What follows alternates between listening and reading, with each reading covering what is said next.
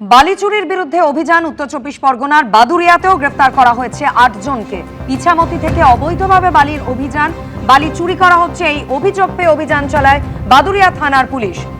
বালি খননের বৈধ অনুমতি না থাকাতে আটক করা হয়েছে বালি বোঝাই ৬টি নৌকা এবং নৌকা থেকে বালি নামানোর সময় ৮ জনকে আটক, পরে তাদের গ্রেফতার করা হয়।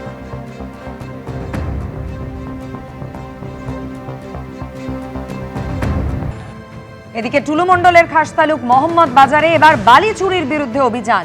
ময়ূরাক্ষীর চরে অভিযান বিএলএলআরও দপ্তরের। আটক করা হয়েছে 5টি ট্রাক্টর।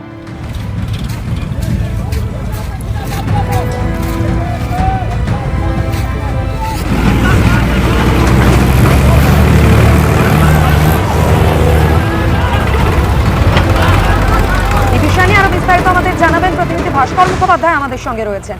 ভাস্কর, দেখো, আজ থেকে বীরভূমে বালি তোলা বন্ধ হয়েছে এবং আজকে 1 তারিখ পরিষ্কার বলে দেওয়া হচ্ছে যে মধ্যরাত্রি থেকে বালি তোলা যাবে না বীরভূমের কোনো নদীতেই, কারণ যেহেতু বর্ষা শুরু হয়ে গেছে সেহেতু নদীতে তোলা যাবে না। কিন্তু ময়ূরাক্ষীতে বালি তোলারই কাজ চলছিল এবং গোপন সূত্রে খবর পেয়ে মোহাম্মদবাজার থানার যে মোহাম্মদবাজারে যিনি বিএলআরও রয়েছেন, বিএলআরও পুলিশকে সঙ্গে নিয়ে ঘটনাস্থলে যায় এবং 5টি ট্রাক্টরকে আটক করে।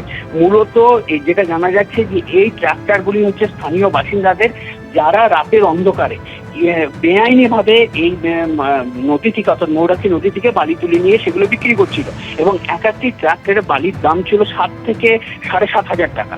এবং এই ঘটনার পরে এই যে গাড়িগুলি ট্রাক্টরগুলিকে সিজ করা হয়েছে এবং থানায় নিয়ে আসা হয়েছে এবং এখনো পর্যন্ত এই ঘটনায় 2 জনকে আটক করেছে পুলিশ। পুরো ঘটনা তদন্ত করে দেখা হচ্ছে যে এর সঙ্গে অন্য কোনো কেউ যুক্ত রয়েছে কিনা।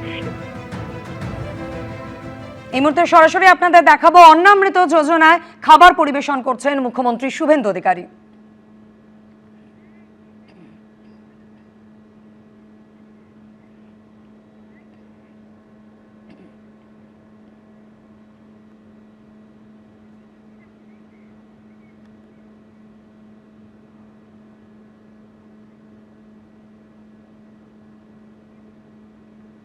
আজ থেকে আপনারা জানেন কলকাতার স্কুলগুলিতে মিড ডে মিলের দায়িত্বে ইসকন এবং কিছুক্ষণ আগেই সেই অনুষ্ঠানের সূচনা করেছেন মুখ্যমন্ত্রী শুভেন্দু অধিকারী। মেগা কিচেনের ব্যবস্থা করা হয়েছে।